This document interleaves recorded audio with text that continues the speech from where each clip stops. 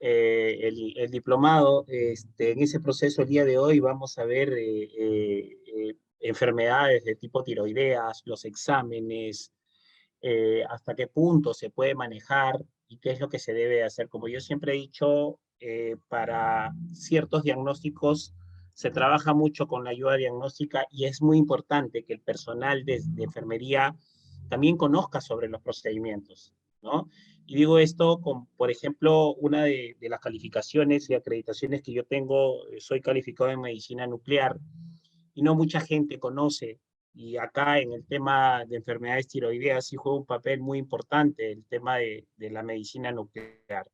Ahora, ¿por qué es importante? Porque muchas veces nos preguntan a nosotros como enfermeros, como técnicos de enfermería, eh, nos van a tomar, el paciente le dice señorita o licenciada, nos van a tomar un examen que se llama o que es en el servicio de medicina nuclear y por medio de esto a veces no sabemos cómo contestarle, tenemos muchas informaciones vagas sobre lo que realmente sucede con el paciente, ¿no? Entonces, y como yo siempre he dicho, siempre adecuado hacia el tema de la emergencia, ¿no?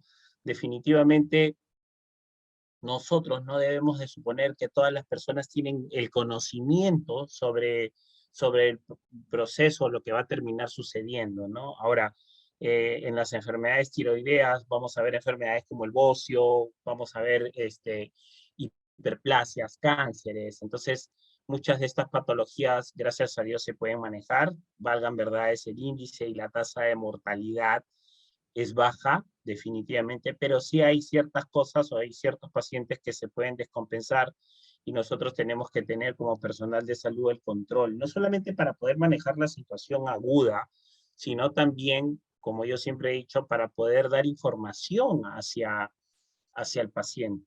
Definitivamente eso va a ayudar mucho.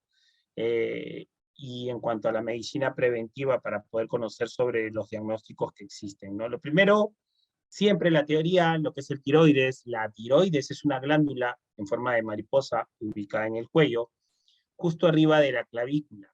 Es una de las glándulas endocrinas que producen hormonas. Las hormonas tiroideas controlan el ritmo de muchas actividades del cuerpo.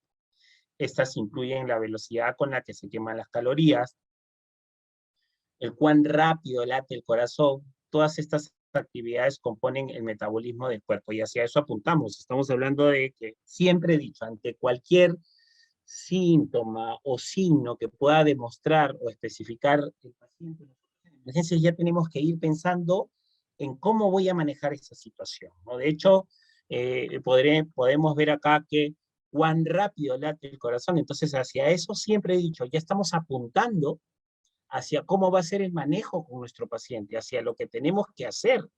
Entonces, esta pequeña palabra tan sencilla controla o maneja una serie de cosas, como por ejemplo el saber o el poder tener una buena valoración del control de funciones vitales, ¿no? El poder conocer el equipamiento que se usa para poder ver una frecuencia cardíaca, el conocer diferentes tipos de ritmos, ¿no? De hecho, yo siempre he dicho, existen patologías cardíacas muchas, diversas, que podrían ser distintas, y de hecho, hacia eso apunta un médico cardiólogo, pero de nosotros sí deberíamos saber lo que viene a ser, por ejemplo, un aumento de la frecuencia cardíaca, cuáles son, por ejemplo, el manejo de una arritmia. Entonces, hacia eso apuntamos. Cada vez que nosotros en emergencia tengamos eh, una forma de ver un síntoma, ya estamos apuntando hacia cómo voy a evaluarlo y hacia cómo va el manejo del paciente, ¿no? Acá vemos la ubicación de la glándula tiroides. De hecho, en algunas personas existe una hipertrofia, ¿sí? Vamos a ver que en algunas enfermedades como el bocio hay un crecimiento anormal que en algún momento hasta podría ser quirúrgico. En algún momento el tema de la medicina nuclear, que no mucha gente lo conoce y lo vamos a hablar el día de hoy, juega un papel muy importante, no solamente en el tema del diagnóstico, sino en el tema del tratamiento, ¿no? Se maneja algunas sustancias como el tecnesio 99 o el yodo 131. Entonces, de hecho, para algunas personas sí suena algo común que de repente se maneja, pero muchas veces no se sabe qué tan importante o qué tan difícil podría ser el conseguir este tipo de sustancias, ¿no? Es un radioactivo, definitivamente. ¿Y por qué digo difícil de conseguir? Porque no es que solamente apunte a un tema de conseguirlo en un lugar donde se pueda comprar independientemente o indiferentemente del tema económico, ¿no? Vamos a hablar un poquito sobre eso. Les cuento, existe un lugar donde hay un reactor nuclear acá en el Perú, específicamente se encuentra en Guarangal, está para la parte interna de Puente Piedra, ¿sí? A unos kilómetros, y definitivamente en ese reactor nuclear, que mucha gente no lo sabe, se genera la radiación, ¿no? Se genera este tipo de sustancia radioactiva que todos los días, por las mañanas, sale hacia los diferentes centros hospitalarios acá en el Perú, ¿no? Entonces, y no solamente en el Perú, o sea, el problema es que sale directamente hacia lugares como Lima, ¿no? Básicamente Lima, el Callao, obviamente, pero a provincia es sumamente difícil, ¿no? Entonces es por eso que muchos lugares en provincia no se cuentan, ¿no? Con un servicio de medicina nuclear. Ahora, imaginémonos, como yo les decía, no solamente estamos hablando sobre el conseguir el radioactivo, sino también sirve para dar tratamiento. Entonces, apuntamos a que una persona que requiera tratamiento definitivamente va a tener que estar acá porque es que va a tener que recibir el radioactivo y muchas veces no va a ser o no va a tener la facilidad de que ese radioactivo vaya hacia, hacia, hacia provincia, ¿no? Entonces, ¿cuál es la particularidad de este tipo de radioactivo, ¿no? Para que se vaya encajando conforme vayamos avanzando. El radioactivo como por ejemplo el tecnesio 99, el yodo 131, ¿no? Es un radioactivo volátil, que significa que eh, constantemente este tipo de sustancia va a generar radiación, ¿sí? Ahora, esta radiación definitivamente va a ir decayendo, ese es el nombre técnico, decaer, decaer. La unidad de medición, chicos, es de milicuríes, ¿sí? Es la unidad de medición.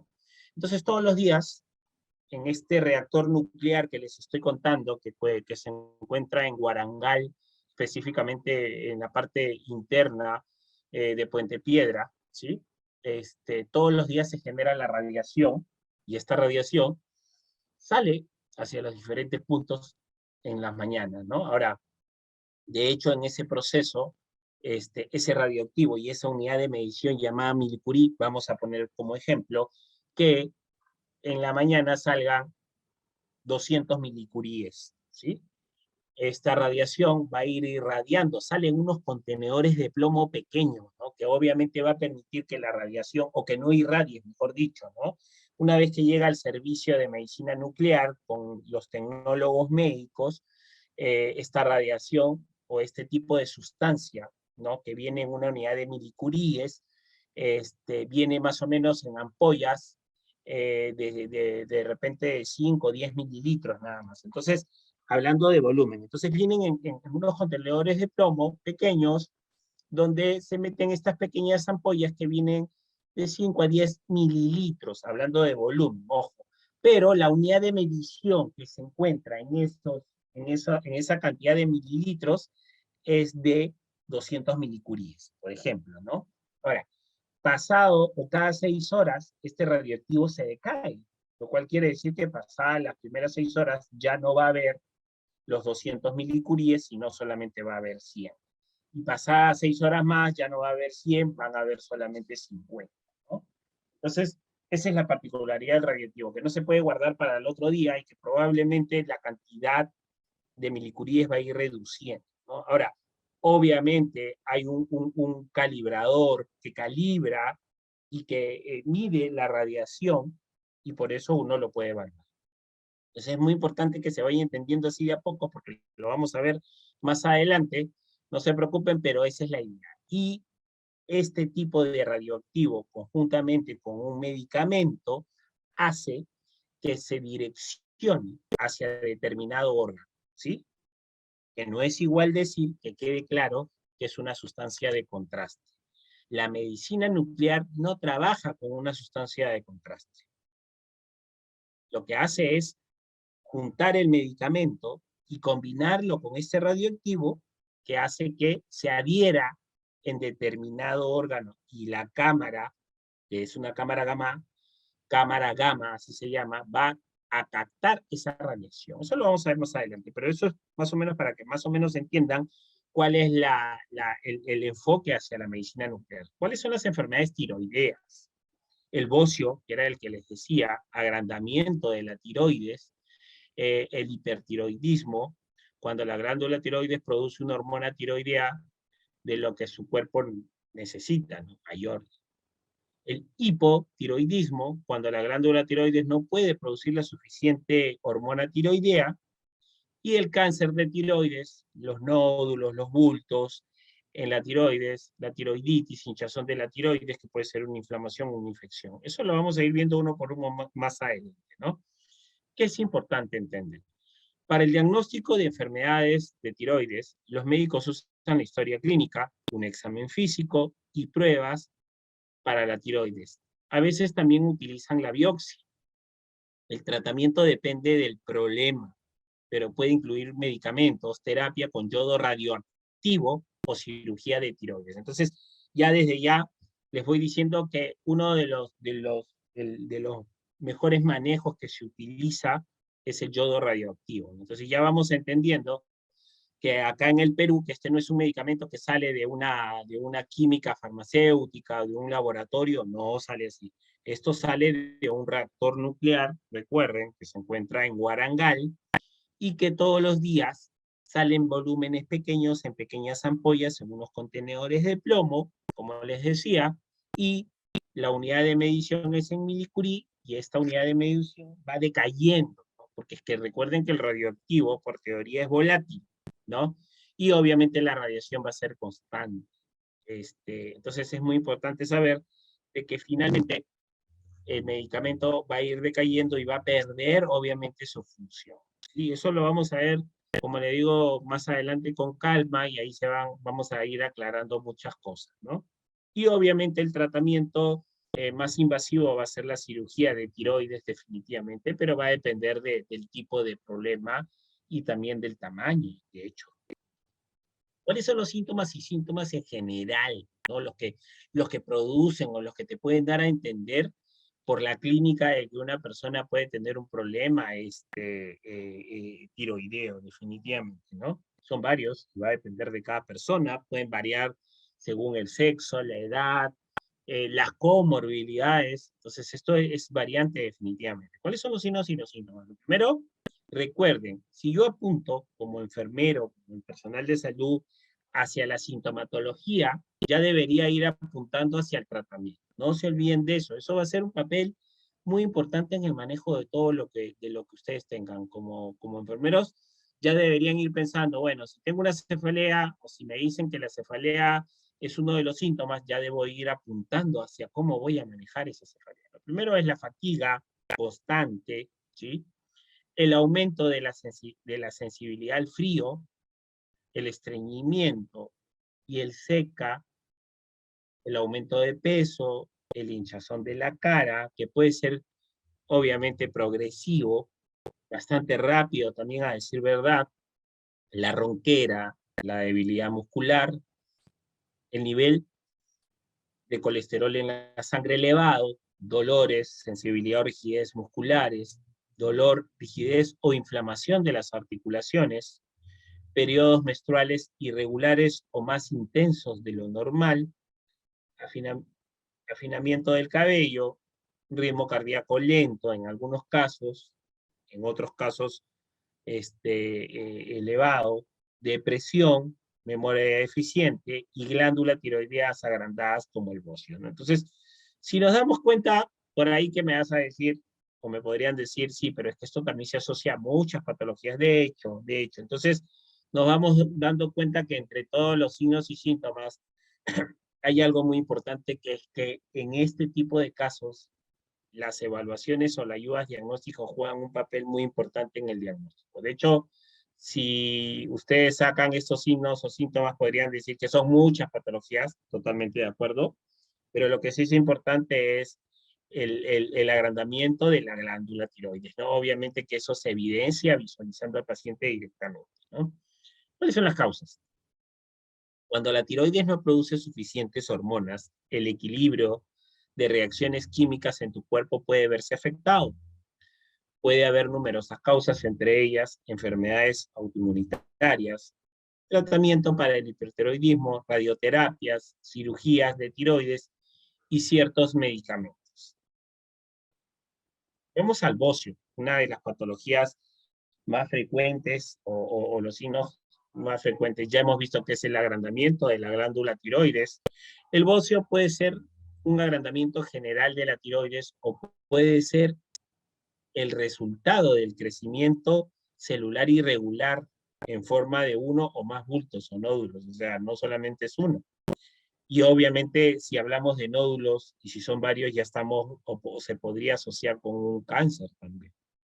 El bocio puede estar asociado a la ausencia de cambios en la función tiroidea o al aumento o la disminución de las hormonas de la tiroides. Acá vemos una persona con bocio. Generalmente, este tipo de fotos, de hecho, miren todas las cosas que se van a asociar. Va a haber un tema de dificultad respiratoria, definitivamente, y solo por posición. Va a haber un tema de dolor cervical intenso asociado a un tema lumbar, ¿sí? Esto igual con el tema de la cefalea o dolor de cabeza intenso. Entonces, muchas de las cosas se van asociando con este tipo de crecimiento definitivamente anormal. Esta es una persona que probablemente ya apunte a un tratamiento quirúrgico, lo más seguro es que sí, ¿no? De hecho, pero que vivía en provincia y que no se pudo dar tratamiento en primera intención, y era lo que yo les decía, ¿no? Porque no todos cuentan con este tipo de servicio, ¿no? En cuanto a la medicina nuclear. Y no solamente eso, es el hecho de decir de que si hay una intervención quirúrgica no es solamente retirar, ¿no? Entonces hay un proceso de evaluación si es que ese fuera el caso. ¿Cuál es la causa? La deficiencia de yodo es la causa más común del bocio. El cuerpo necesita yodo para producir la hormona tiroidea. Si no tiene suficiente yodo en su dieta, la tiroides se agranda para tratar de capturar todo el yodo y el yodo que pueda parar para poder producir la cantidad adecuada de la hormona tiroidea. Les cuento que en parte el tratamiento que se pueda dar en medicina nuclear es darle directamente vía oral el yodo al paciente. Normalmente les cuento cuando eso se hace hospitalariamente, lo que se hace es darle el yodo, ¿no? Se combina con agua y se le da al paciente a tomar por vía oral durante más o menos unos días continuos hasta que descanse. Hay algo importante que hay que entender, porque les hablé de la radiación si bien es cierto, es constante, pero lo que sí hay que entender con este tipo de tratamiento es que la cantidad de energía, la cantidad de radiación que emite este tipo de sustancias es mínima, ¿no? Es como más o menos calculando, ¿no? Es como que si fuera 10 veces menos de tomarse una placa de rayos X. O sea, para que se den cuenta que la radiación va a ser mínima, de hecho, pero lo que sí es cierto es que es constante. Entonces, normalmente, cuando se da tratamiento hospitalario o cuando se indica que el paciente vaya a su casa y se le diga que esté en el cuarto, no debería de salir. Porque aún así recuerden que el radioactivo tendría que estar cerrado en un cuarto de plomo directamente. Entonces, aún así, estando a las paredes, podría pasar. Entonces, es muy importante entender de que nosotros tenemos que educar al paciente para que cuando se le indique que se le dé tratamiento de yodo, vaya a su casa y esté aislado, ¿no?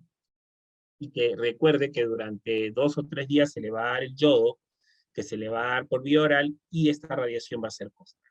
Como les vuelvo a repetir, todos los días en el hospital llega una movilidad que va dejando la radiación en todos los centros hospitalarios.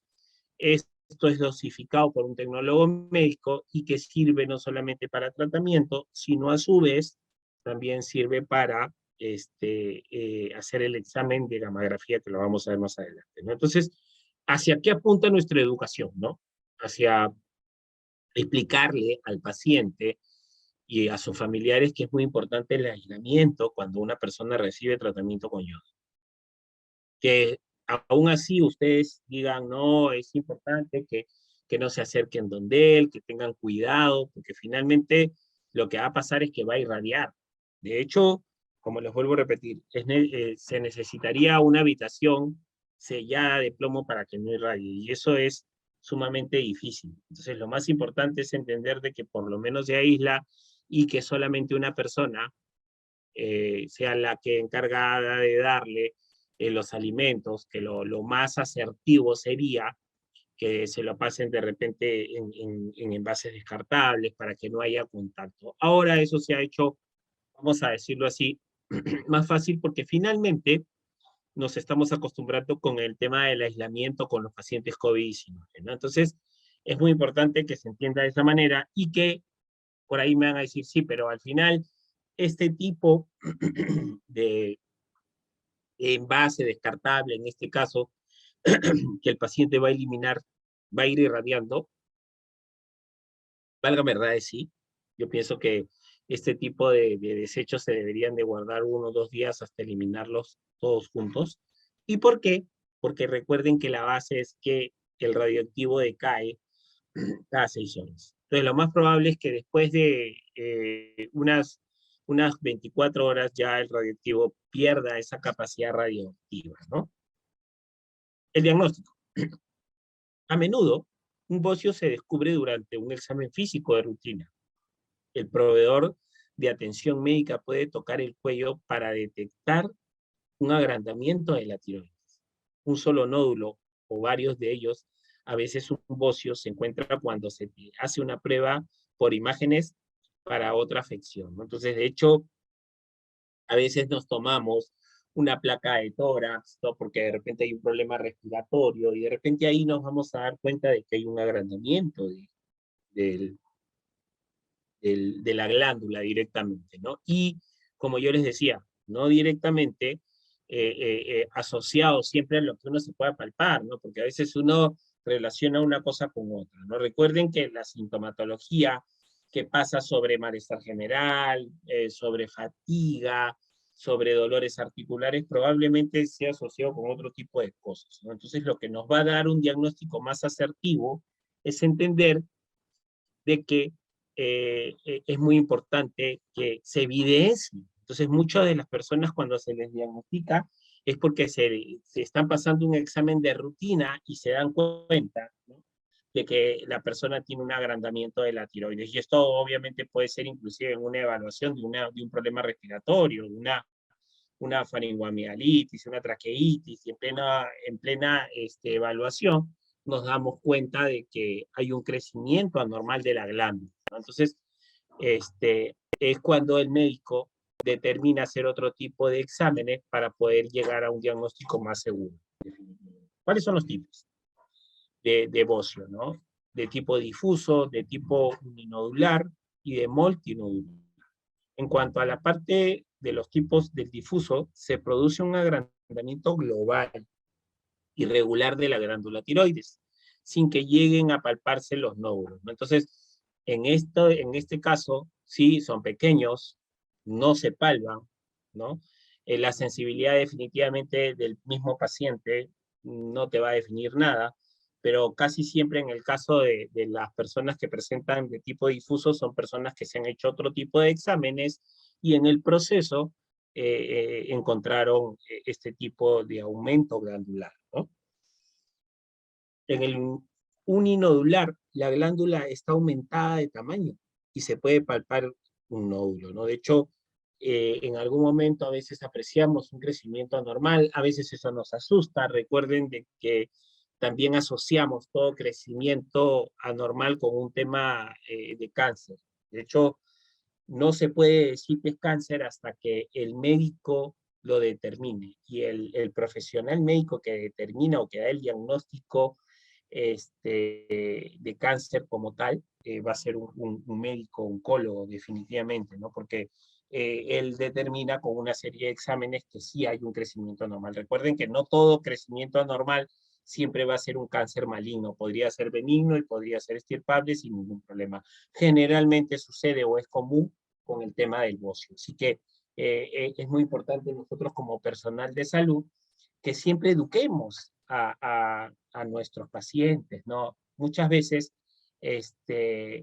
los médicos no se dan abasto para darle la explicación completa y a veces sí es cierto que ellos son los encargados de diagnosticar, de mandar los exámenes, pero es parte del proceso de enfermería explicarle al paciente que esté tranquilo, que no todo crecimiento anormal siempre va a terminar siendo un cáncer y que probablemente por el tamaño solamente requiera un tratamiento con el yodo 131, ¿no? Si de hecho en algún momento la lógica te dice que es demasiado grande y si es que el médico determina que va a ser quirúrgico, definitivamente va a depender del tamaño y del médico, ¿no? En cuanto al multinodular, la tiroides crece y aparecen 2 o más nódulos, ¿no? Y no sigue o no va a llegar o no va a terminar siendo un cáncer, ¿no? Entonces, es muy importante la información porque muchas veces los pacientes salen del hospital y le dicen por ahí a un familiar, no, el doctor me ha dicho que tengo 2 o 3 nódulos. Existe el bocio multinodular, ¿no? Es algo que no es frecuente, quiero que sepan que la estadística, y desde el comienzo le dije, la tasa de mortalidad es bastante baja. No quiere decir que siempre todo apunte hacia el tema eh, eh, de que va a ser siempre el desencadenante de la muerte del paciente. De hecho, va a depender mucho del tamaño. En la última evaluación que se hizo, si bien es cierto hay una tasa de mortalidad alta, porque es que no hubo un manejo inicial con el paciente. Entonces, si no existe ciertos profesionales o ciertos médicos especialistas en zonas alejadas del Perú, entonces imagínense cómo vamos a llegar o cómo el médico va a llegar a un diagnóstico, ¿no? Entonces, es muy importante que todos nosotros como enfermeros apuntemos a la educación del paciente. Sabemos hoy en día de que ya hay inclusive consultorios de enfermería, entonces estamos para eso, para educarlos, para que se determine, para que se sepa que no siempre cuando aparecen de 2 o a más nódulos va a terminar siendo un tema cancerígeno. Existen varios tipos de bocio, que era lo que yo les decía. Esto es una imagen, chicos, de lo que es una gamografía tiroidea, ¿sí? Les explico un poquito antes de hablar sobre el bocio. Miren, cuando en el cuerpo se le inyecta una sustancia radioactiva asociada con un medicamento, ¿sí? Que realiza que la radiación se localice en determinado medicamento, ¿sí? Les cuento, existen medicamentos para que conjuntamente con el radioactivo, ¿sí? El medicamento se adhiera a determinado órgano. Entonces, cuando uno va a hacer una gamografía coronaria, una gamografía hepática, una gamografía renal, entonces hay diversos tipos de medicamentos, ¿sí? O de sustancias que se tienen que combinar, que se tienen que asociar con el radioactivo que hace que se adhiera en determinado órgano, ¿sí? Generalmente no dice el nombre del medicamento completo, sino dicen A, B, C, así lo reconocemos. Entonces, sabemos que, por ejemplo, en la sustancia A es para la tiroides, se combina y se puede combinar con el yodo o también se puede combinar con el tecnesio y hace que la radiación se localice en la zona tiroidea. Entonces, lo que va a terminar pasando que la cámara gamma, que es el equipo que se maneja en medicina nuclear, capta la radiación y la convierte en imágenes que se evidencian como ustedes están viendo, ¿no? Por eso existen exámenes iniciales, existen exámenes tardíos que te van a demostrar la captación del yodo en la parte tiroidea. Y así podemos evidenciar si el bocio es difuso, si el bocio es nodular, ¿sí? El tamaño, el tipo de nódulo inclusive, ¿no? Entonces, ahí tenemos el bocio difuso, crecimiento general de la glándula tiroides sin alteración de las hormonas. Por ahí la cosa está calmada porque ya nos está diciendo que no hay una sintomatología que repercuta en el paciente. El bocio nodular, el crecimiento, es debido a nódulos o defectos tiroideos con forma redonda. Pueden o no asociarse a alteraciones de producción hormonal. Entonces, ahí ya estaríamos hablando de un patrón sintomatológico que va a presentar el paciente. Entonces, lo que se hace es, obviamente, evidenciar el tamaño, si hay medidas que se manejan del tamaño que va a tener este tipo de tiroides, ¿no? Entonces, esta zona va a ser irradiada constantemente, ¿sí? Y recuerden que la radiación, ¿no? Se decae cada 6 horas. O sea, cada 6 horas, si es que al paciente se le combinó, por ejemplo, el radioactivo con el medicamento A, que hace que se adhiera a la tiroides, y si se le puso, por ejemplo, 30 milicuríes de radiación, pasado las 6 horas el paciente ya no va a tener 30, sino va a tener 15.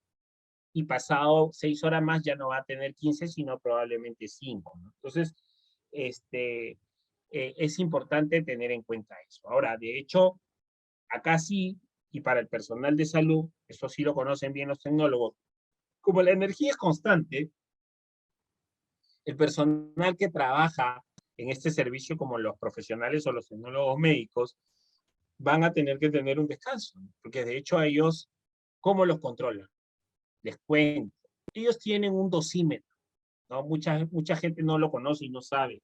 Ustedes han visto que el personal que trabaja en rayos X, que trabaja en resonancia magnética, que trabaja en servicios de ayuda diagnóstica, tienen unos pequeños, vamos a decir, como prendedores cuadraditos. Muchos no sabemos para qué sirven este tipo de implementos. Pensamos que solamente son aparatos para poner tu nombre, sin embargo no es así.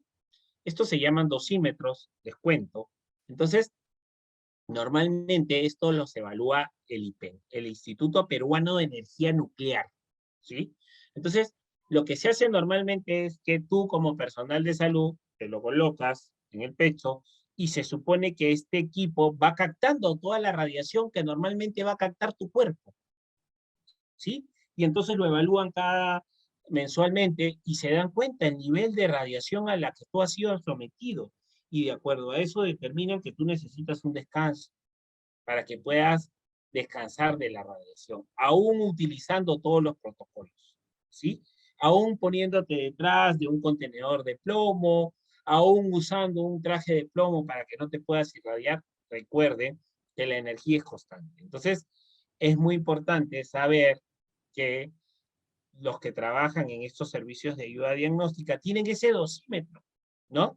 Y en ese dosímetro, como les vuelvo a repetir, va captando la radiación que se supone también está captando, esto es para el personal de salud, ¿no? Entonces va captando esa radiación y finalmente es evaluado mensualmente y se dan cuenta el nivel de radiación a la que el profesional de salud ha sido sometido. Entonces, al final, de acuerdo al nivel de radiación que han evaluado, van a determinar que necesitas un descanso durante de repente 15 o 20 días, dependiendo el nivel de radiación. Y digo esto porque mucha gente no sabe para qué es ese pequeño dispositivo que se coloca en personal que trabaja en ayuda diagnóstica. Seguimos. Tratamiento. Los tratamientos para un agrandamiento de la tiroides incluyen pastillas de reemplazo de hormona tiroidea, si el bocio se puede, o a una tiroides hipoactiva, dosis pequeñas de soluciones de yodo o de luol o de yodura de potasio si el bocio se debe a una falta de yodo. Entonces, obviamente el tratamiento va a depender del tipo de bocio, del tamaño y de lo que el médico evalúe. Entonces, ¿hacia qué apuntamos nosotros? Definitivamente a que el paciente sepa de que no todo va a terminar siendo invasivo. Tenemos que entender que hay tratamientos que, si bien es cierto, no son tan invasivos, pero no dejan de ser efectivos. Entonces también ya sabemos que para el tratamiento de la tiroides, existe el tratamiento vía oral. O, de lo contrario, infusiones de yodo que se le dan de tomar al paciente constantemente. Ahora, y con el contexto COVID, a los pacientes que tienen este tipo de problemas se les da en unos contenedores pequeños de plomo y se le manda a su casa para que lo tome durante un día. El familiar tiene que ir al otro día para que le puedan dar otra dosis pequeña, ¿no? Entonces, en eso se basa el tratamiento. Si es quirúrgico, obviamente va a depender del tamaño. Cuando hay que operar un bocio, si la presencia de una deformidad estética evidente, si el bocio es perceptible a la simple visión, genera una simetría en el diámetro del cuello o un engrosamiento del mismo, que hace que el propio paciente demande cirugía. De hecho, como yo les decía, esto va a depender del médico totalmente, ¿no? Pero va a depender de que cualquier persona que vea o que se evidencie un crecimiento anormal, nosotros tenemos que apuntar a esta educación de primero decirle, probablemente sea un bocio y que el tratamiento solamente sea vía oral y va a ser más efectivo en la fase inicial totalmente. Y si no fuera ese el caso, no siempre hay que pensar que sea un cáncer. Hacia eso tenemos que apuntar. Bocio multinodular, miren ese tamaño de crecimiento. El tratamiento depende del tamaño, ya lo hemos visto, de las características del nodo, del nódulo predominante, eventuales síntomas compresivos de función tiroidea. Los BBM pequeños tiroideos asintomáticos pueden requerir solo observación. Existen varias alternativas de tratamiento.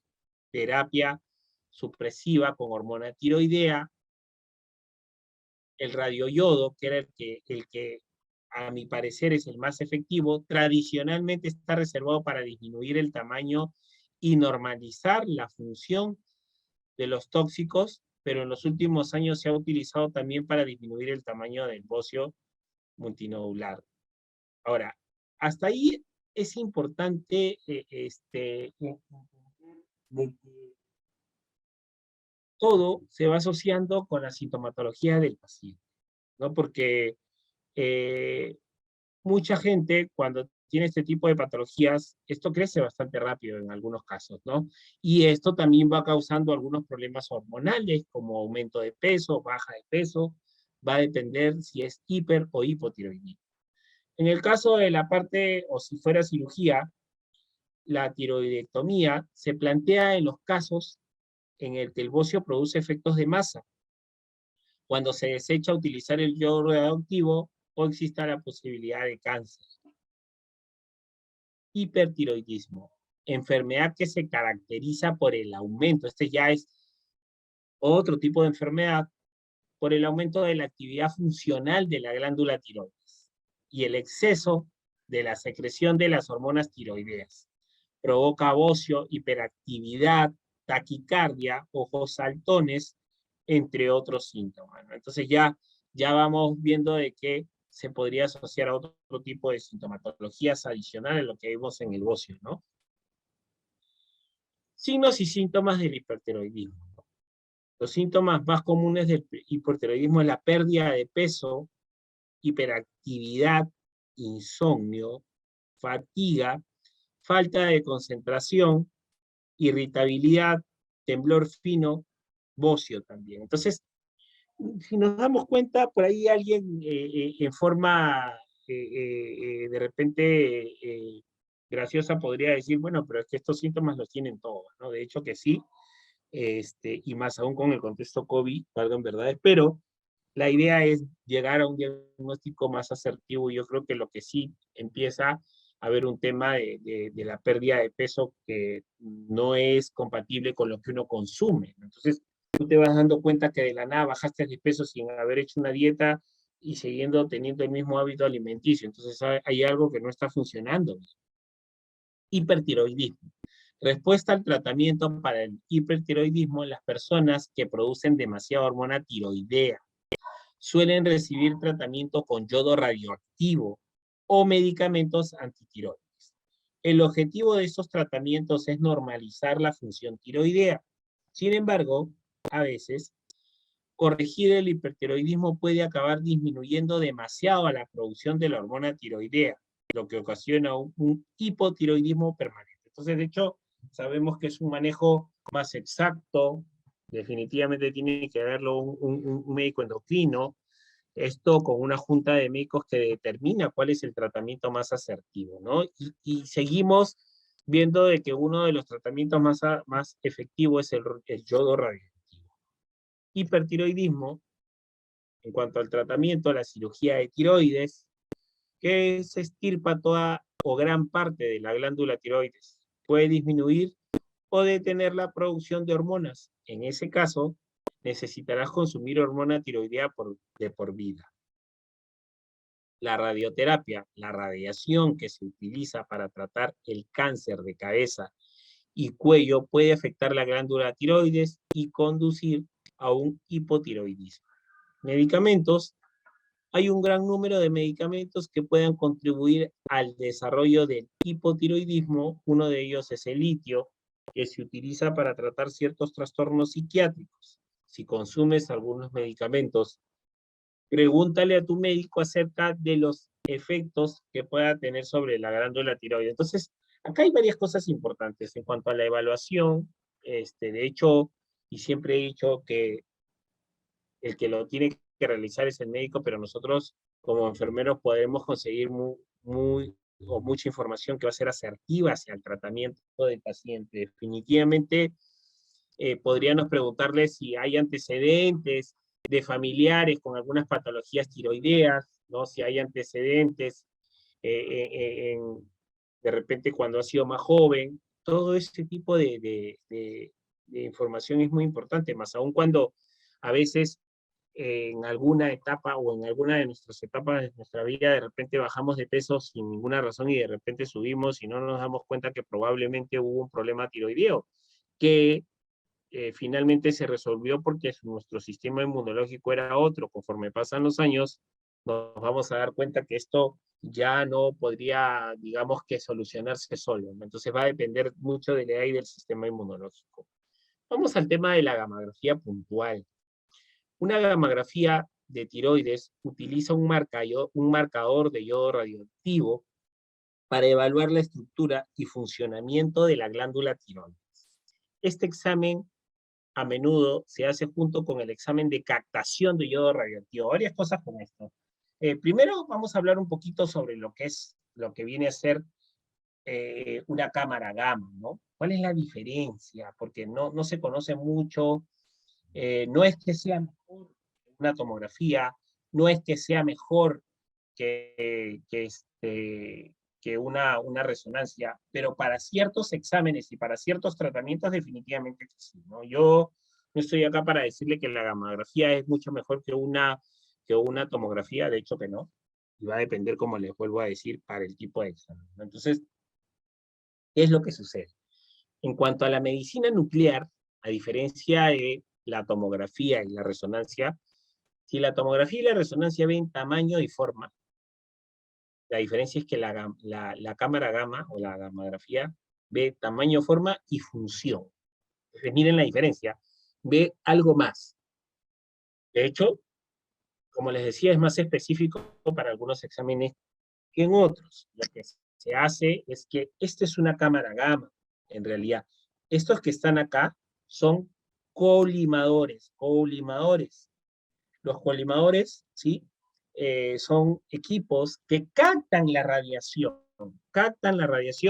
¿sí? Que está emitiendo el paciente que se va a echar en esta camilla, ¿no? Y al captar la radiación, la convierte en imágenes. Entonces, ¿cuál es el proceso? Nosotros lo que vamos a hacer es inyectar al paciente, o marcar, mejor dicho, porque ese es el nombre técnico, ¿sí? Se marca al paciente con este medicamento que les decía, que se junta con el yodo radioactivo, ¿sí? Se le podría dar inicialmente para una captación el yodo radioactivo vía oral, o en este caso para un examen se le podría dar un radioactivo que se llama el tecnesio 99. Entonces, se le inyecta al paciente, o en el otro de los casos se le da vía oral, ¿sí? Se esperan unos minutos se echa al paciente e ingresa al paciente. Entonces estos colimadores giran en el eje del paciente y captan esa radiación. Al captarla, la convierten en imágenes que van a ser evidenciadas en este monitor o en este caso en el tecnólogo que se encuentra en una cabina que también tiene la misma comunicación con este monitor, ¿no? Entonces, vamos viendo el tamaño, la forma de este tipo de nódulos que puede ser uninodular o multinodular, va a depender de lo que encontremos. Además que también esta cámara gamma toma imágenes tomográficas. De hecho, para hacer exámenes renales, para hacer un tema tiroideo, yo considero que es uno de los exámenes básicos y fundamentales para llegar a un diagnóstico más asertivo. Es más, en las conocidas fracturas, les cuento, en las conocidas fracturas por estrés, de hecho, que muchas veces este tipo de fracturas por estrés no se ven en tomografía muy bien. Sin embargo, cuando a uno se le inyecta el tecnesio 99 con una sustancia que realiza que el radioactivo se adhiera en la parte ósea, ¿sí? Les cuento, se le inyecta al paciente endovenoso y se pueden evidenciar con mucha más exactitud y diagnosticar una fractura por estrés. A diferencia de una imagen tomográfica, ¿no? Porque es que en realidad, hasta cierto punto, recuerden que en una fractura por estrés no se ha llegado hasta el punto de la fractura consolidada, pero el paciente presenta toda la sintomatología y podría ser por debilidad ósea, por una serie de factores, ¿no? Generalmente a personas que no están acostumbradas a realizar actividad física constante, y cuando recién empiezan a realizarlo, el cuerpo empieza a presentar toda la sintomatología como si realmente tuviera una fractura. Y de hecho, que es porque es que hay una fractura por estrés. Algunos conocen, otros no, pero lo que se puede evidenciar es una debilidad en toda la parte ósea y obviamente se evalúa en la zona donde el paciente refiere el dolor. Esto es lo que podemos evidenciar en las imágenes, la captación de yodo. Vamos a ver que en algunos lugares hay cierta deformidad, cierto agrandamiento, que es lo que se evidencia. Estas son las imágenes. Entonces, estos colimadores captan la radiación y la convierten en imágenes que van a ser evidenciadas en un monitor. No se olviden, en la gammagrafía, aparte de ver tamaño, aparte de ver forma, se puede ver función. Entonces, es muy importante tener eso en cuenta porque nos va a ayudar mucho en la valoración del paciente, ¿no? Entonces, por ahí me dirán, sí, pero es que eso lo debería hacer el tecnólogo. Siempre es importante que nosotros como personal de salud eduquemos a nuestros pacientes. Hipotiroidismo. El hipotiroidismo o tiroides hipoactivo ocurre cuando la glándula tiroides no produce suficientes hormonas tiroideas para satisfacer las necesidades del cuerpo. Su tiroides es una pequeña glándula con forma de mariposa ubicada en la parte delantera del cuello. Evaluación. En general, el médico puede realizar una prueba para detectar una tiroides hipoactiva. Si te sientes demasiado cansado, si tienes la piel seca, estreñimiento o aumento de peso, o si has tenido problemas anteriores de tiroides o bocio. Entonces, generalmente esto se relaciona con personas que ya han tenido antecedentes de bocio en alguna parte de su vida. Entonces, o igual es importante saber de que hay un aspecto genético que se asocia al problema del hipo y del hipertiroidismo, ¿no? Análisis de sangre, porque es que ahí es donde se va a diagnosticar. El diagnóstico de hipotiroidismo se realiza sobre la base de los síntomas y los resultados del análisis de sangre, que miden el nivel de TSH y a veces el nivel de otra hormona tiroidea llamada tiroxina. Un nivel bajo de tiroxina y un nivel alto de TSH indican que la tiroides es hipoactiva. Esto se debe a que la glándula hipófisis produce más TSH en un esfuerzo por estimular la glándula tiroides para que produzca más hormona tiroidea. Hipotiroidismo, síntomas más habituales del hipotiroidismo: incapacidad para tolerar el frío, cabello ralo, aspecto seco, piel áspera, gruesa, seca, escamosa, uñas quebradizas y débiles, síndrome del túnel del carpio, aumento significativo de peso, ojos y caras hinchadas, abultados, confusión y pérdida de memoria. Miren toda la sintomatología que se asocia al hipotiroidismo. Entonces, de hecho, es importante el evaluar este tipo de sintomatologías y de preguntarle para que cuando el médico haga una evaluación podamos ayudar al diagnóstico, ¿no? ¿Cuál es el tratamiento? El tratamiento habitual para el hipotiroidismo supone uso diario de la hormona tiroidea sintética, levocitorixina. Este medicamento oral restaura los niveles adecuados de la hormona y revierte los signos y síntomas del hipotiroidismo. Es probable que comiences a sentirte mejor a los pocos días de haber comenzado el tratamiento. El medicamento disminuye de manera gradual y los niveles de colesterol elevados a la causa de la enfermedad, y puede revertir el aumento de peso. Por lo general, el tratamiento con levotiroxina es de por vida, pero como la dosis que necesitas cambia, es posible que el médico controle los niveles de FSH cada año. El cáncer de tiroides. Hay varias cosas importantes. Siempre he dicho que no todo crecimiento, recuerden, no todo crecimiento anormal termina siendo un cáncer. El cáncer de tiroides es una enfermedad por lo general que se forma por las células malignas cancerosas en los tejidos de la glándula tiroides. La tiroides es una glándula ubicada en la base de la garganta, cerca de la tráquea. Tiene de forma de mariposa con un lóbulo hecho del lóbulo izquierdo. Acá hay que entender de que hay un término metástasis, ustedes lo conocen, cuando un tipo de cáncer se disemina por el cuerpo, generalmente algún cáncer asociado en la zona torácica o en la zona abdominal puede repercutir inclusive en el tema tiroideo. Definitivamente, si es tiroideo inicialmente, existe mucha probabilidad de poder manejarlo, pero va a depender de dónde inicia este tipo de metástasis, ¿no? Entonces, y obviamente sabemos que para los pacientes con cáncer es muy importante entender la edad del paciente para saber qué tantas probabilidades tiene de poder manejar, ¿no? O de poder tolerar el tratamiento. Acá vemos los nódulos distintos en la parte del cáncer de tiroides. Esta imagen demuestra bastante.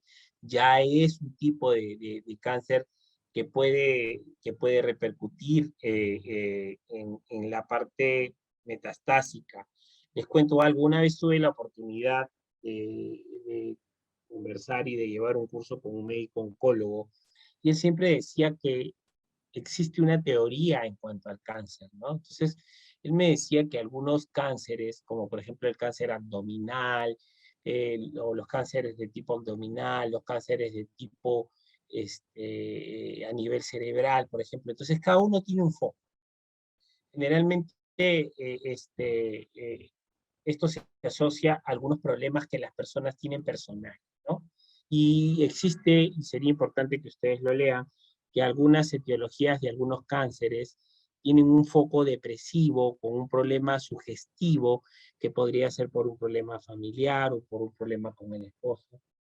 Y hay una teoría que demuestra ese tipo de inicio, ¿no? De hecho, como les digo, es solo una teoría, porque sabemos que hay muchas formas de inicio, inclusive hay teorías que dicen de que no hay un porqué, pero lo que sí es cierto que es una enfermedad que avanza muy rápido y que normalmente no se puede controlar cuando ya la situación está demasiado aguda, es decir, ¿no? ¿Cuáles son las manifestaciones? El cáncer de tiroides puede causar cualquiera de los siguientes signos o síntomas: un bulto o masa en el cuello, con algunas veces crece muy rápido, el hinchazón del cuello, dolor en la parte frontal del cuello, que en algunas veces alcanza hasta los oídos. Definitivamente en cuanto al cáncer, como yo les decía, lo que se tiene que hacer es extirpar, hacer una pequeña biopsia. Yo creo que para que un médico pueda determinar un cáncer a nivel de tiroides, primero tendría que pensar, y de acuerdo a su evaluación, generalmente los endocrinos, que no se puede manejar, que es diferente en la parte del diagnóstico, y obviamente ahí ellos lo que hacen es dar una interconsulta con un médico oncólogo que podría determinar con una biopsia, o se podrían hacer marcadores tumorales, ¿no? Para darse cuenta que estos marcadores están elevados y ver que el cuerpo está cursando una enfermedad cancerígena. Es muy importante, en términos generales, la tasa de supervivencia a 5 años para las personas de cáncer de tiroides es del 98%. Sin embargo, las tasas de supervivencia se basan en muchos factores, incluido el tipo específico del cáncer de tiroides y el estadio de enfermedad. O sea, de hecho, sí vamos a entender que va a depender de la edad del paciente, va a depender de que si tiene o no comorbilidades, ¿sí? Es muy importante entender eso. De hecho, vamos a ver que la tasa de mortalidad es baja, de hecho, pero va a depender de los factores que les estoy diciendo. El cáncer de tiroides, a qué signos prestar atención: nódulo en el cuello, inflamación del cuello, disfonía o cambios en la voz persistentes, problemas al deglutir o al tragar y tos persistente. De hecho, el tema de tiroides es bastante complejo porque se asocia con muchas patologías, pero como les digo, la única persona que puede dar un diagnóstico como tal de cáncer es un médico oncólogo. Tratamiento: cirugía para el cáncer de tiroides, terapia con yodo radioactivo o radioyodo para el cáncer de tiroides, terapia de hormona tiroidea, radioterapia o rayo externo de cáncer de tiroides, quimioterapia para el cáncer de tiroides. En este sentido, seguimos entendiendo que en este caso el yodo va a jugar, o el yodo radioactivo va a jugar un papel muy importante en el tratamiento inclusive del cáncer, pero yo diría que no un cáncer inicial. De hecho, van a tener que hacerle exámenes de mamografía consecutivos al paciente para ir viendo cómo va la evolución. En este caso, esos días la persona se va a deprimir. Nosotros como enfermeros tenemos que ver el manejo de esa parte sintomatológica, de lo que puede producir el cáncer, el manejo de dolor, en algunos casos ayudar a la hidratación del paciente, el ver si el paciente tolera o no la vía oral. El tema de la quimioterapia es un tema bastante complejo, el que no todos, por ejemplo, todas las personas piensan que cuando reciben un tratamiento con un quimioprofiláctico, un tratamiento como quimioterapia, se les va a caer el cabello, y definitivamente lo que realicen en el cuerpo, recuerden que la quimioterapia elimina las células cancerígenas, pero también las células buenas. Y lo que termina pasando es reducir el sistema o bajar el sistema inmunológico. Entonces, cuando eso sucede, lo que termina pasando es que se asocian otro tipo de cosas como la falta de apetito, la pérdida de peso, que está asociada obviamente a la falta de apetito, el malestar general, la deshidratación, y son cosas en las que nosotros deberíamos atacar para poder ayudar a nuestros pacientes. Crisis medicamentosa. El coma medicamentoso constituye la máxima expresión del hipotiroidismo no tratado y resulta una depresión grave y prolongada de las hormonas tiroideas. El término como medicamentoso es considerado engañoso, ya que la mayoría de los pacientes con este síndrome no presenta inicialmente el estado de coma. Síntomas: es definido como un hipotiroidismo profundo que se caracteriza por alteraciones de conciencia que van desde la letargia, estupor y coma, al cual se asocia la hipotermia, la hipoglucemia, las convulsiones, hipotensión arterial, manifestaciones del hipotiroidismo descompensado. Entonces, definitivamente, en la parte inicial que hablamos de un hipotiroidismo, podríamos decir que hasta cierto punto se puede manejar, se puede controlar, pero definitivamente cuando el manejo no es inicial y no es oportuno, lo que termina pasando es que las personas se descompensan. Y definitivamente ya estamos hablando de un paciente crítico, ¿no? Entonces, el manejo del control de una hipotermia, el saber controlar una convulsión, y ahí ya entran cosas que hemos visto, ¿no? En cómo manejar a un paciente en una convulsión, en el control de la vía aérea, en poder sedar al paciente, y de cosas que nos van a ayudar en el manejo del paciente. Por ejemplo, en algún momento vamos a hablar, hemos visto la parte de una convulsión en su momento, ¿no? Entonces, si el paciente convulsiona, ¿cuál es el manejo para un proveedor avanzado, para un proveedor de emergencias médicas? Ya no es solamente que uno lo ha hecho o espere que pase la convulsión. De hecho, lo primero es proteger al paciente en cuanto a su seguridad, que no se lesione, eso es lo primero. Lo segundo es que sabemos que esa convulsión, ¿no? Va hasta cierto punto deprimir el sistema respiratorio en su momento. Entonces lo que tenemos que hacer es, de alguna u otra forma, aperturar las vías aéreas. Recuerden que existe la posibilidad, si es que se puede introducir, de colocar una cánula orofaringia y colocar un dispositivo que ayude a preoxigenar o oxigenar en todo momento al paciente, ¿sí? Y tratar de colocar una vía periférica al paciente. Si existe la opción, porque saben que puede convulsionar durante muchos minutos, hay personas que convulsionan hasta 30 minutos, imagínense el nivel de desorden a nivel neurológico, ¿no? Entonces, lo que termina pasando es que en ese momento podríamos colocar un medicamento para sedar al paciente, para relajar al paciente, pero en todo momento oxigenando al paciente. Luego eso, y post-convulsión, sabemos que va a haber una hipotensión, tenemos que monitorizar al paciente, sabemos también que va a haber una hipoglucemia, entonces tenemos que tener el control de cómo manejar una hipoglucemia, ¿no? Pero entonces, ¿hacia qué apunto? Monitoriza a tu paciente, evalúa a tu paciente, determina que tu paciente tiene una hipoglucemia, porque es que todo el mundo en emergencia inicial, y yo hablo del prehospitalario, ojo, no hablo del intrahospitalario, no se acostumbra o no incluye una toma de glicemia al paciente en una emergencia, ¿no? Lo hacen recién en el hospital, y recuerden que eso sí se debería de valorar. Es cierto que es una evaluación secundaria, pero sí se debería hacer en el prehospitalario, ¿no? Porque tenemos que estar preparados para hacerlo. Si de repente hay un colega que trabaja en una emergencia, me va a decir, licenciado, pero en los hospitales se hace, sí, claro, pero nosotros tenemos que estar preparados para la convulsión en el momento extremo, en el momento que debo de manejar a mi paciente, ¿no? Igual, el cómo controlar la presión arterial, cómo controlo un problema de hipotensión, ¿no? Sabemos que los bolos de cloruro de sodio al 0,9% son de 250 centímetros cúbicos. También sabemos y hemos visto que en la hipoglicemia se debe de dar bolos de destroza al 33,3%, ¿no?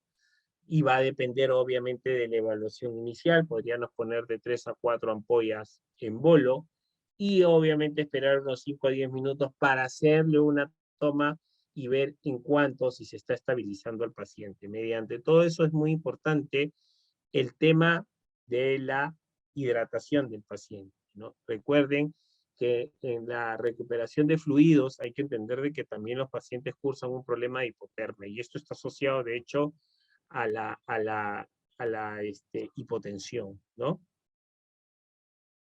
Diagnóstico. El diagnóstico es principalmente clínico. La presencia del estupor marcado, confusión o coma, hipotermia en un paciente con hallazgos de hipotiroidismo es fuertemente sugestivo. Hay algo importante con esto que muchas veces en el hospitalario no se maneja mucho en el tema de la emergencia, el tema de la hipotermia, ¿no? Y es que obviamente para darme cuenta de la hipotermia tengo que hacer una valoración, hay que controlar la temperatura del paciente, pero ¿qué voy a hacer?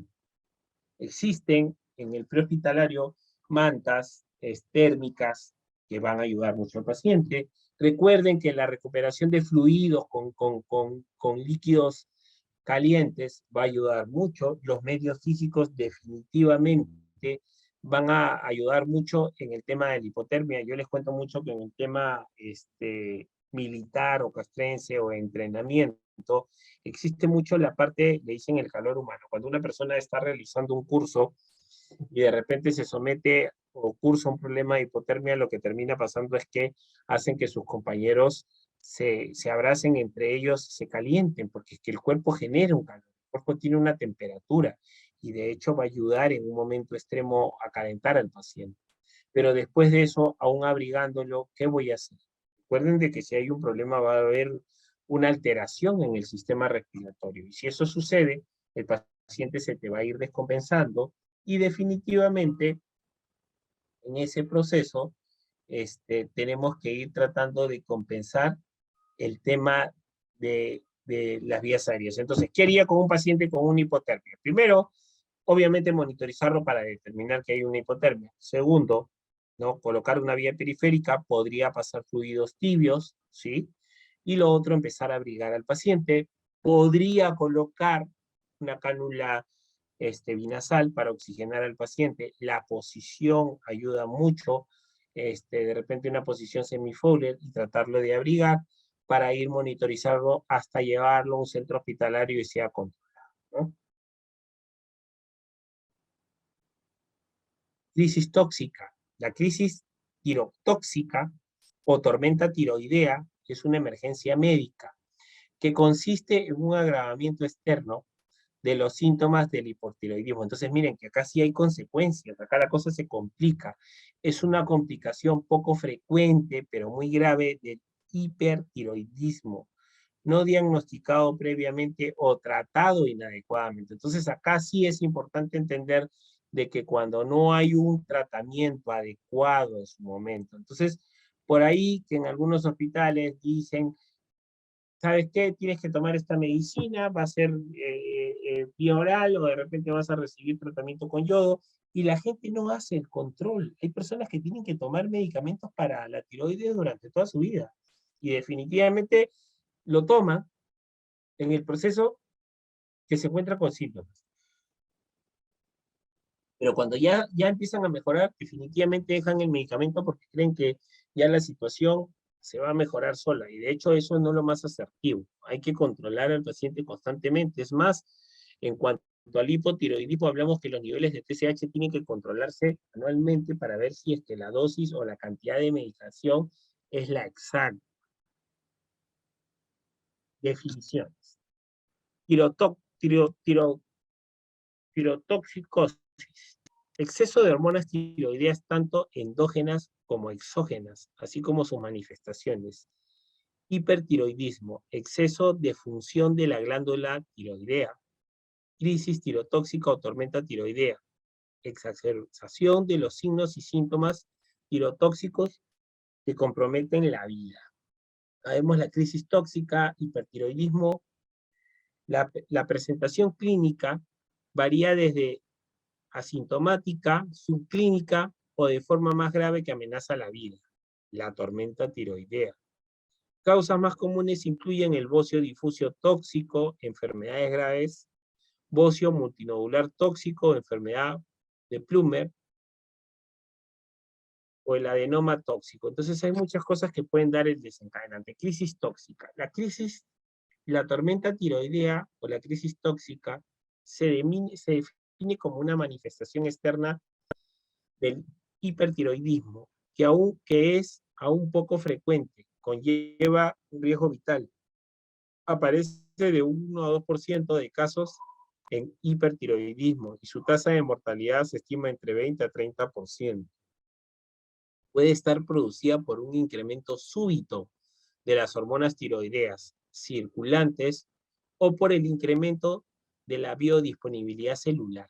El conocimiento diagnóstico y el tratamiento temprano de la entidad son esencialmente en la reducción de la mortalidad social. Entonces, de hecho, vemos que la tasa de mortalidad, valgan verdades, es bastante baja, pero sí es cierto que debemos de contar con los exámenes que se necesitan. Mucha gente en provincia dice, no, ¿sabes qué?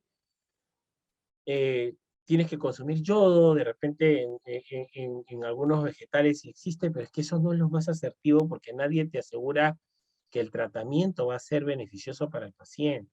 Y definitivamente estamos acostumbrados a preguntar qué podemos tomar. Recuerden que muchas de las medicaciones que le pueden hacer bien a un paciente no definitivamente van a terminar ayudando a otro. Diagnóstico. La crisis tirotóxica generalmente comienza de forma súbita en pacientes con hipertiroidismo no tratados o insuficientemente tratados como una acentuación de los síntomas de hiperfunción tiroidea. Entonces, seguimos con lo mismo, nos damos cuenta que muchas de las personas no son tratadas correctamente o a veces ingieren sustancias que no son las correctas para el tratamiento del paciente. El desarrollo de un estado catabólico con aumento del consumo de oxígeno, juntamente con hipertonía simpática o condiciona la mayor parte sintomatológica. Las manifestaciones clínicas varían en función de la edad del paciente y de la duración del hipotiroidismo. Típicamente se describe la triada de la hipertermia, taquicardia, alteraciones del estado mental con agitación severa. Es frecuentemente la presentación con manifestaciones en la esfera cardiovascular.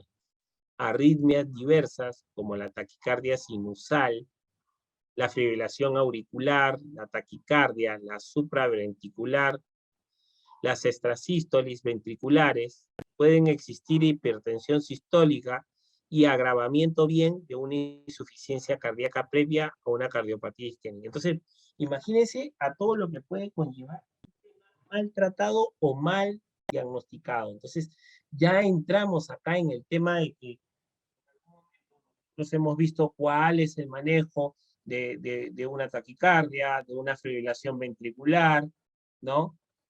De un problema de hipertensión sistólica. Entonces, desde ya, ¿qué cosa podríamos hacer con este tipo de pacientes? La monitorización del paciente, poder, desde que llega a nuestra emergencia un paciente, ¿sí? Poder monitorizar, tomar un trazado, determinar el tipo de ritmo, saber cuáles son las drogas, lo hemos visto, eso va a ser parte del examen del día sábado. Vamos a ver los ritmos desfibrilables, los ritmos no desfibrilables, cuáles son las drogas que se usan. Recuerden, en el RCP avanzado, las drogas que se usan es la miodarona, la adrenalina, hay una dosis. También es cierto que en los centros hospitalarios puede haber otro esquema de manejo y definitivamente es válido porque el médico tiene toda la potestad de decidir de acuerdo al peso, la talla, su valoración, cuál es el tratamiento más asertivo para el paciente, pero tenemos que apuntar a lo que deberíamos hacer con el paciente. Entonces, ya entra el control del manejo de vías aéreas, el manejo de dolor, si en este caso el paciente tiene un dolor supraventricular, por ejemplo. Entonces, hacia eso, el diplomado ha apuntado a darles las herramientas para poder hacer una valoración en cuanto al equipamiento, en cuanto al tratamiento. No se olviden del código de infarto, importante. Causas, situaciones que cursen con una concentración elevada de hormonas tiroideas de sangre. Mantenía hipertiroidismo no tratado. Incremento súbito desencadenantes del hipotiroidismo tratado y no. Administración de contraste yodado, tratamiento con radioyodo 131, cirugía tiroidea, traumatismos, retirada de fármacos antitiroideos, postparto, enfermedad aguda precipitante e infecciones, cetoacidosis diabética, IMAS, quemaduras, estatus epiléptico, y miren todas las cosas que se asocian. Entonces, hemos visto cómo manejar cada una de ellas en algún momento, ¿sí? El tema de los traumatismos, cómo manejar un tema de tratamiento con yodo. El tratamiento más asertivo que se usa, recuerden, es el yodo 131, que se utiliza o que se genera en el reactor nuclear cargo oral todos los días, y que finalmente se le inyecta o se le puede dar a tomar al paciente para que la cámara gamma capte esa radiación y la convierta en imágenes. El tratamiento debe instaurarse lo más precozmente posible. Comprende una serie de medidas generales encaminadas al tratamiento sintomático de los pacientes y otras medidas específicas que conducen a la disminución de la síntesis y de la liberación de las hormonas. De hecho, que en el tema tiroideo, como les digo, es bastante grande. Hay que apuntar siempre a que debemos de ver la ayuda diagnóstica, porque en cuanto al tratamiento, todo juega con el yodo, definitivamente. Ahora, lo que vamos a hacer ahorita, chicos, es hacer un pequeño resumen de lo que hemos visto durante el diplomado para que puedan dar su examen el día sábado, ¿sí? Hemos visto en la primera etapa lo que viene a ser el RCP. Recuerden que cuando el RCP se da, estamos hablando sobre BLS, que es Basic Life Support, que es el soporte básico de vida. No se olviden que es para cualquier proveedor, no solamente para un profesional de la salud.